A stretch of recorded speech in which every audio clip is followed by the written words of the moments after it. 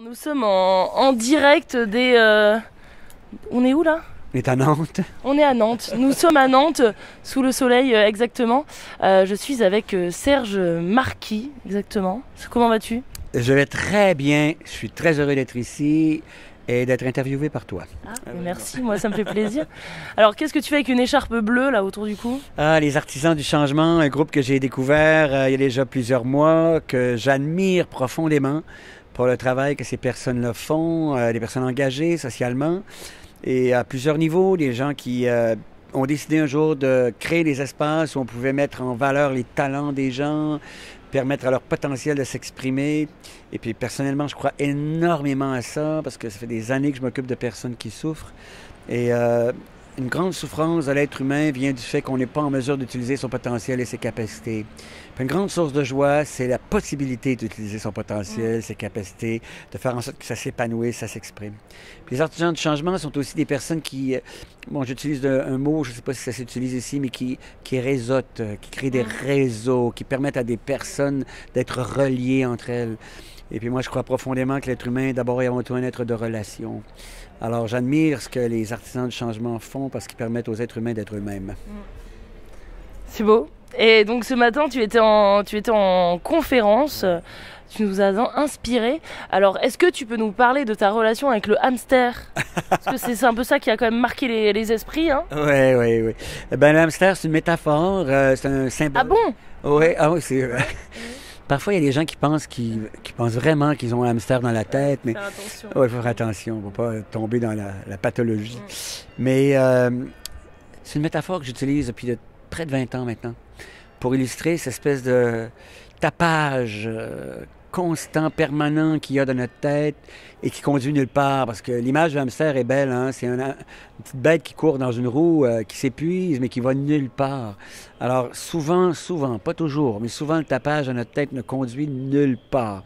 Et c'est très fréquemment relié à notre ego, qui se sent menacé par toutes sortes de choses, a peur de ce qu'on va penser de lui, qu'est-ce qui va m'arriver ici, j'aurais dû faire ça, si j'avais fait ça, ma vie aurait été meilleure, j'aurais réussi, je serais devenu quelqu'un, bon, blablabla. L'ego cherche toujours d'ailleurs à être spécial, à devenir unique, à être différent, à se distinguer. Et au bout du compte, le cerveau, à notre époque, ne fait plus la différence, et c'est ça qui est fascinant, entre une menace à notre survie et une menace à notre ego, et déclenche la même réaction dans notre corps que si on était en face d'un prédateur quand on perçoit une menace à notre ego. Parce que quelqu'un a fait une expression marquant un désaccord, par exemple, avec ce qu'on est en train de dire. Alors c'est terrible parce que à ce moment-là, on commence immédiatement, à cause de la roue puis du hamster qui court, dans notre tête, à émettre des jugements à propos de l'autre ou à propos de soi-même. On se flagelle inutilement. Alors, l'image du hamster, c'est une image qui, personnellement, m'a été très utile. Parce que je me disais, si j'arrive à ramener mon attention dans le présent, parce qu'il y a un principe intéressant qui est l'attention ne peut pas être à deux places en même temps. Alors, si elle est accaparée par le hamster... Ouais, tu disais que même les femmes, en fait, c'est faux, quoi. Oui, on peut pas... L'attention ne peut pas être à deux places à la fois. Il y a beaucoup de croyances à l'effet qu'on peut avoir l'attention partout en même temps. C'est faux. On peut faire plusieurs choses à la fois, mais pour un moment précis, l'attention peut être à un seul endroit à la fois. Et alors, comment on fait? C'est très important d'abord. Il faut développer une capacité. J'aime beaucoup, moi, parler de cette capacité-là, parce que nous avons tous et toutes cette capacité, c'est la vigilance. C'est s'entraîner. Il faut s'entraîner. S'entraîner dans les moments où tout va bien. Moi, je dis souvent, les pompiers, afin d'éteindre un incendie, s'entraînent à éteindre des incendies d'abord dans des poubelles. Après ça, ils peuvent éteindre... Ils commencent à faire ça. Ils commencent par de petites choses et ils sont capables par la suite d'aller dans des choses plus grandes.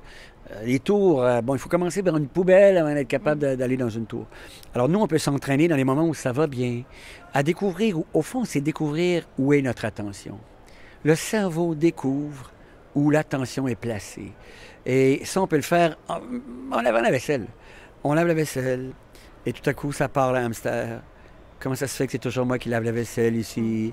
Ah, regarde les flambeaux, là, ils pourraient venir m'aider, me donner un coup de main. Donc là, il faut se concentrer sur les tâches, sur les ponts. Bravo, sur les ponts, sur la saleté qui disparaît, la propreté qui apparaît, et découvrir... C'est magique, en fait. Ben, c'est parce qu'on découvre... Oui, ça a un côté magique. Parce qu'on découvre à ce moment-là que notre attention était essentiellement tournée vers des jugements vers les autres, ou vers soi-même, pauvre moi, c'est toujours moi qui fais tout ici. Et que pendant ce temps-là, on se fait souffrir inutilement, avec des pensées inutiles. Parce qu'on pourrait très bien passer à l'action, aller voir les personnes au sujet desquelles on émet des jugements et leur dire « J'ai besoin d'aide, je suis fatigué, j'ai connu une grosse journée, est-ce que vous pourriez contribuer au bien commun? » Contribuer au bien commun. On est une famille, on vit tous dans le même endroit. J'aimerais ça que vous preniez quelques minutes pour m'aider à faire la vaisselle, à laver la vaisselle. Après, je pourrais me reposer avec vous. Oui, parce que cet hamster s'appelle Pansouillard, donc c'est pas des pensées utiles, c'est des petites pensées. Quelle a été l'évolution du hamster à travers les âges? Parce que tu parlais dans ta conférence notamment du concept du stress qui a évolué, qui a augmenté. Qu'est-ce qui s'est passé? Pourquoi aujourd'hui on est plus stressé? C'est une question très profonde, ça, très, très profonde. La réaction de stress, c'est une réaction merveilleuse, extraordinaire, qui a permis à l'espèce humaine de survivre. Parce qu'aussitôt qu'il y avait un danger qui était perçu par le cerveau, il déclenchait la réaction de stress et mettait le corps en mode lutte ou en mode fuite. C'est formidable. Quand il y avait un prédateur quelque part, on pouvait se défendre, on pouvait se sauver, bon, assurer la survie.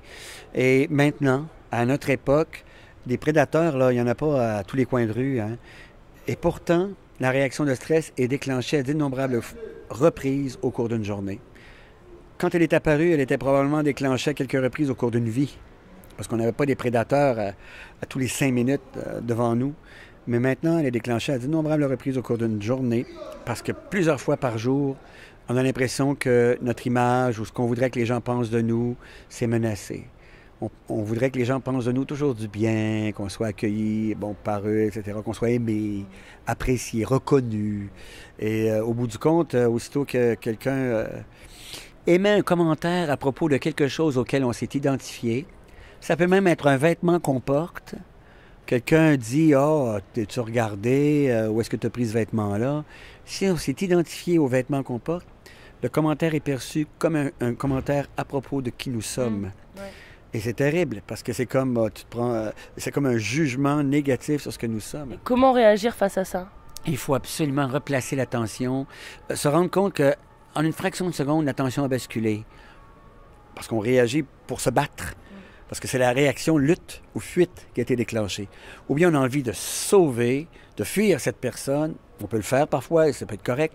Ou on a envie de lutter avec cette personne, mais avec des mots qui parfois peuvent devenir l'équivalent d'une massue, littéralement. Et ça génère des conflits terribles. Alors on peut s'en rendre compte. C'est ce qui s'appelle la vigilance, la conscience. Découvrir que nous ne sommes pas nos vêtements. On n'est pas ce à quoi on s'identifie la plupart du temps. Tu connais l'expression « l'habit ne fait pas le moine » ? Ah oui, oui, oui. Ben, c'est vrai, c'est exactement ça. Alors qu'on s'identifie constamment à un tas de choses. Il y a des gens qui s'identifient à leur voiture, à leur marque de voiture. Il y a un commentaire d'émis à propos de cette voiture-là, et les personnes, ça y est. J'avais lu un article comme ça sur le thème de la surconsommation et les gens qui aimaient acheter des produits de luxe parce qu'ils disaient qu'ils avaient plus de valeur s'ils portaient un manteau à 200 € qu'un manteau à 2 €. Tout à fait. Et d'ailleurs, les gens qui nous vendent des produits de luxe s'adressent à notre processus d'identification. On est devant une glace en train d'essayer un vêtement et la personne nous dit « Ah, c'est tout à fait vous, ça ». La phrase est extraordinaire. C'est tout à fait vous. On s'adresse au processus d'identification comme si on était le vêtement. Et là, on réagit. Oui, tu coûtes 2000 $. Ouais. Et en plus, c'est le seul que nous avons comme celui-là. Il n'y aura pas personne. C'est une capsule, il n'y a que édition limitée, paf. Ouais, il n'y a personne d'autre qui en aura comme celui-là. Vous allez être la seule personne à en avoir un comme ça. Et là, l'ego vient tout à coup d'être nourri. Wow, je vais être spécial. Bon, blablabla. Et à partir du moment où on porte le vêtement, on l'achète, il nous coûte une fortune, on l'achète. Et là, quelqu'un émet un commentaire sur ce vêtement-là, on le prend exactement comme si c'était un commentaire à propos de ce que nous sommes. Et ça y est, on chavire. On veut se battre, on est en furie, on juge l'autre, on juge soi-même, oh, quelle erreur j'ai faite, j'ai dépensé tout cet argent pour rien, bon, blablabla. Alors qu'on n'est rien de ça. Et ce que nous sommes, il faut le redécouvrir constamment. Et j'emprunte cette phrase à Marie de Hennezel, qui a travaillé beaucoup en soins palliatifs, qui dit « Il faut découvrir en nous ce qui ne vieillit jamais ». Cette phrase est magnifique. Parce que ce qui en nous ne vit... Ah, c'est tellement... Et alors, c'est quoi ce qui vieillit jamais chez toi? La capacité d'être là, ça vieillira jamais. Je vais toujours pouvoir être là. Probablement, j'espère, en tout cas, dépendamment de la mort qu'on a, bien sûr, mais ça peut être même jusqu'aux derniers instants. On peut être là avec les gens qui nous entourent. Aux soins palliatifs, on voit ça. Et cette capacité est le cœur de plein d'autres capacités qui ne vieillissent jamais. La capacité d'aimer, ça vieillit jamais. D'ailleurs, les gens que je rencontre dans mon cabinet, ces gens-là souffrent parce qu'ils viennent de vivre une rupture. Ils ont l'impression de ne plus exister parce qu'ils n'existaient qu'à travers le regard de l'autre. Ils se débranchent de leur capacité d'aimer. Et ils redécouvrent tout à coup que même si quelqu'un les a laissés, ils sont encore capables d'aimer. Déjà capable de s'aimer aussi. Oui, absolument. Bon, on parle d'ego, mais après, il y a l'ego quand même maîtrisé. Absolument. Parce que pour aimer les autres, il faut aussi... oui, apprécier qui nous sommes, même apprécier le fait d'être vivant, c'est déjà incroyable. Et il y a la capacité de s'émerveiller qui ne vieillit jamais, la capacité de savourer, la capacité de créer, ça ne vieillit jamais. La capacité de transmettre, ça ne vieillit jamais. La capacité d'apprendre, ça ne vieillit jamais. La capacité de rire, tout ça, ça ne vieillit jamais. Il y en a plein. Mais on se débranche de ça parce que l'ego est toujours en train de surveiller ce qu'il menace, blablabla. Alors voilà, donc c'est fondamental. Et pour s'entraîner, ce qu'on peut faire, c'est dans les moments, comme on disait tout à l'heure, les choses simples de la vie. Moi, tous les matins, au réveil, je me tourne sur le dos pendant quelques minutes avant de sortir du lit. Parfois même, je me réveille, je ne sais pas pourquoi. Je me sens pas bien. Puis pourtant, j'étais bien avant de m'endormir. Peut-être que j'ai fait un mauvais rêve. Bon, je sais pas. Je file moche en me réveillant. Et je sors pas du lit tant que je me suis pas senti mieux. Ouais. Alors, je place l'attention sur le souffle. Et comme l'attention ne peut pas être à deux places à la fois, si j'arrive à la placer vraiment sur le souffle, ça débranche la roue du hamster. Ça l'arrête de courir. Au lieu de faire « Oh, comment ça se fait que je me sens moche? Oh, j'ai ça à faire aujourd'hui, je ne serai jamais capable. » Non, on débranche. Des gens qui appellent ça méditer, c'est parfait. Pour moi, la méditation, c'est un entraînement. C'est aussi simple que ça. Et tu mets les mains au ciel, c'est ça aussi? Oui, je mets les mains au ciel parce que c'est confortable. C'est simplement confortable. Il n'y a pas de croyance associée à ça. Donc tu le fais au réveil et au coucher? Tout à fait. Tous les soirs avant de dormir, la dernière chose que je fais depuis des années, je me tourne sur le dos, à plat dos, la tête droite. Déjà, garder la tête droite, ça demande un effort parce que la tête a envie d'aller sur le côté. Et les deux mains chaque côté, les paumes vers le plafond. Et là, je joue. C'est vraiment un exercice. C'est un entraînement. Ça fait à peine 2 secondes que je suis arrivé à avoir l'attention complètement sur le souffle, qu'elle ne soit mobilisée que par la sensation de l'air, que déjà l'hamster repart à courir. Ah, j'ai ça à faire demain. Ah, non, c'est pas vrai déjà, je suis pas prêt, blabla. On ramène l'attention. Ça, c'est un entraînement. Et ton record? Ah, c'est une super question. Je crois pas que ça soit très long. Quelques secondes à peine. Mais ce qui arrive maintenant, c'est que et ça, c'est merveilleux. Et j'aimerais tellement pouvoir faire en sorte que toutes les personnes qui entendent ça puissent sentir ou ressentir ce que je ressens. Parce que maintenant, je me rends compte très rapidement que le hamster a mobilisé l'attention. Et je ramène l'attention sur quelque chose de concret. Ça peut être quelque chose que je suis en train de manger, des saveurs que j'ai dans ma bouche, un parfum que je suis en train de respirer, peu importe, quelque chose de concret. Donc, je reste de moins en moins longtemps, et ça, l'attention est de moins en moins longtemps mobilisée par la course de la bête. Et ça permet de savourer la vie pleinement. Je donne souvent un exemple. Comment peut-on savourer une caresse si on a un hamster qui court à toute vitesse? Oui. C'est impossible. Ouais, les gens stressés sont pas heureux au lit, c'est connu. Ben non, parce qu'ils sont pas là.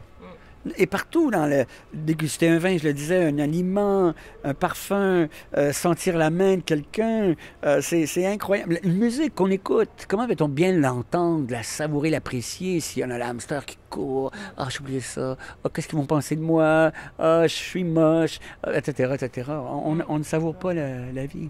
Quelle rencontre t'a le plus marqué? Ah, mon Dieu, plusieurs rencontres qui m'ont beaucoup marqué dans la vie. C'est une question difficile, tu dois rencontrer tellement de gens. Il y a des rencontres, oui, mais il y a des rencontres réelles, puis il y a des rencontres virtuelles aussi. Je parle souvent d'un auteur que j'ai jamais rencontré personnellement, mais qui j'ai lu, commencé à lire, et j'avais 14 ans, qui s'appelle Krishnamurti, qui a écrit un livre qui s'appelle L'éveil de l'intelligence. Et pour lui, l'intelligence, je crois que l'intelligence, pour lui, c'est cette capacité justement à observer, cette hyperactivité mentale et cette capacité à ramener l'intelligence la conscience, la présence ici pour être capable d'être créatif. Et ça m'a beaucoup marqué. Mais bon, j'ai eu la chance de rencontrer des personnes merveilleuses. J'ai eu la chance de rencontrer Mathieu Ricard au Népal un jour. Il se souvient probablement. Au Népal et tout. Oui, je suis allé là-bas accompagner des leaders qui allaient là-bas réfléchir sur le lien entre la compassion et le leadership. Et découvrir si c'était possible de marier les deux. Et Mathieu Ricard avait invité des leaders québécois qui avaient contribué à sa fondation qui s'appelle Karuna. Et il fait des choses merveilleuses. Il crée des écoles, et des cliniques de santé, etc.